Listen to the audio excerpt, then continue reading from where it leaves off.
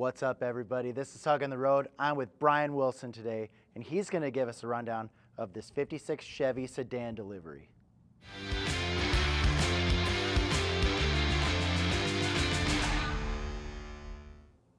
All right, Bryan, so tell us a little bit about this 56.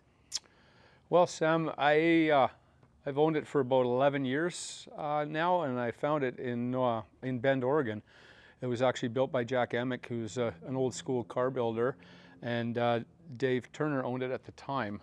They spent about 15 years doing the resto on it, and wound up doing a lot of things themselves.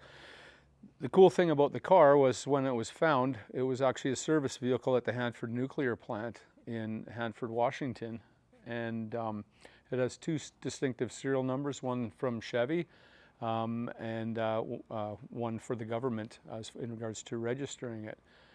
The rare thing about the 56 Sedan Delivery is, for some reason, there was a low production number, and I still have not been able to find a reason for that. In 55 and 57, the production was twice as many as there were in 56. So the car's got a 396 in it and a turbo 350, four-wheel disc brakes all the way around. It was assembled originally in California and came with a six-cylinder, three on the tree, single seat. The Sedan Delivery was built for a service vehicle. So the story goes in regards to getting into apartment blocks in the 50s as they were building apartment blocks and underground parking. It was a little difficult to get the panels and any other vehicles in there. So I'm always looking for any more information that can tell me that I'm wrong, because the internet is full of wonderful things. But if you see the 56237 is the secondary, so I was told, government issued serial number. The D560069 is the serial number that was, or the VIN tag that was attached to it in California when it was built. Wow. Plant. Its original color was a faded blue, I guess, which most government vehicles were at the time. The nuclear plant opened up in 56, and it was quite interesting because I did import it into Canada, and it's now back where it belongs in the U.S. And I was able to find this at an antique store, and when I brought it into Canada, I actually stopped at the border and walked up to the border guards and said, here's I have a hot rod in my car, and it's been media blasted, and it's been resto modded, and I'm not sure what's going to happen, but it spent its life at the Hanford nuclear plant. Clearly that drew a lot of attention. All the officers came out, and they just said, oh, go ahead and bring it through, and it drove through no problem. We're running a 396 big block that is carbureted.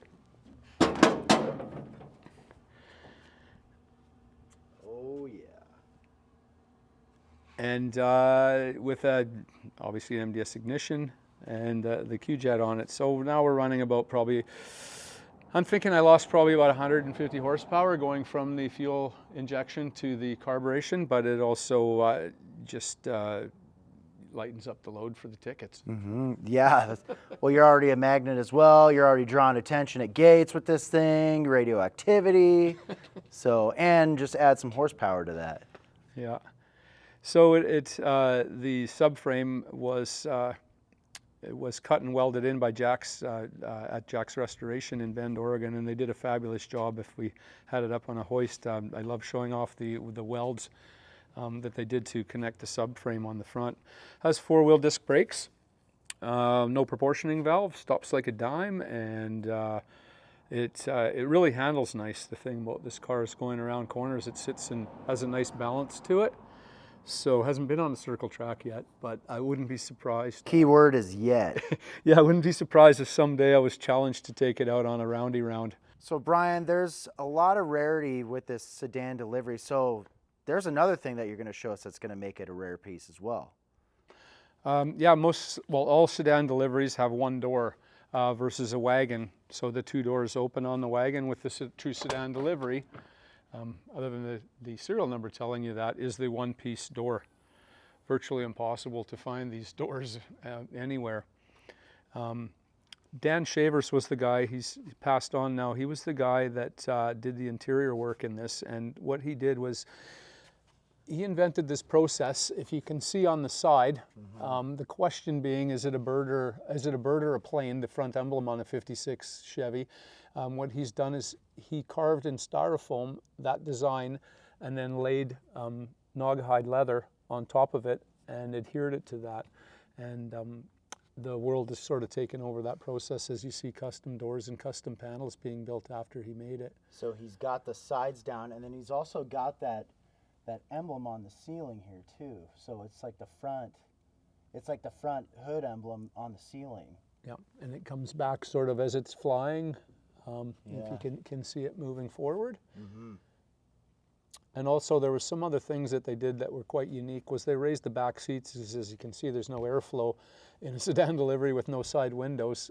The door vents have been removed, and so they raised the back seats up. So if anybody's sitting in the back seat, you can see over top of the people in the front. So give us a rundown of the front and the dash. Looks like you have the original dash with a few modern touches to it. So there's Dakota digital dash and the tilt steering. And the way the interior, when Dan did the interior, the door panels are all leather with leather inlay in the burlap. And he tried to make them look like lips. So you were being kissed every time you got into the car. And now I see it. Oh yeah, now you can't unsee it. All right, Bryan, so we went through the interior, went through the outside. So let's hear how this thing runs.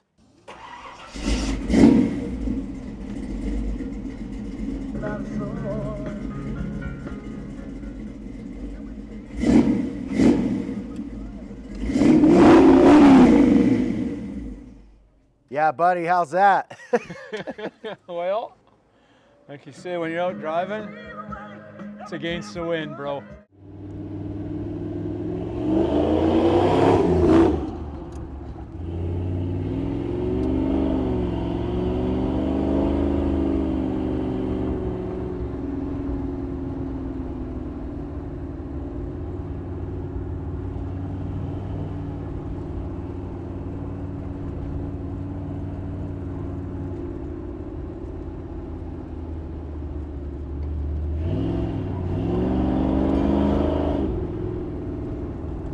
NASCAR stuff.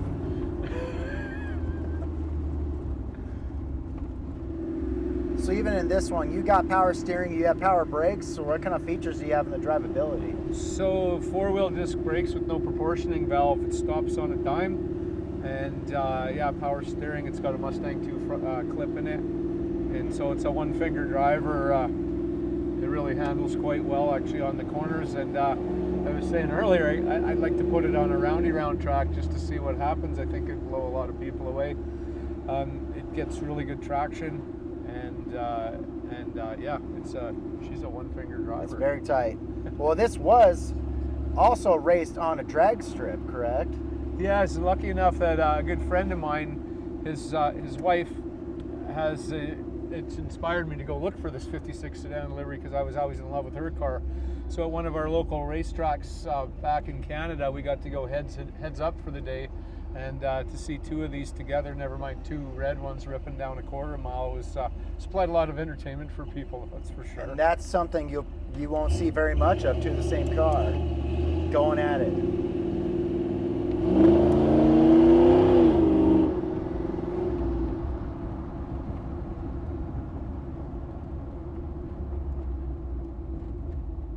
Miles per gallon. It's all about miles per gallon.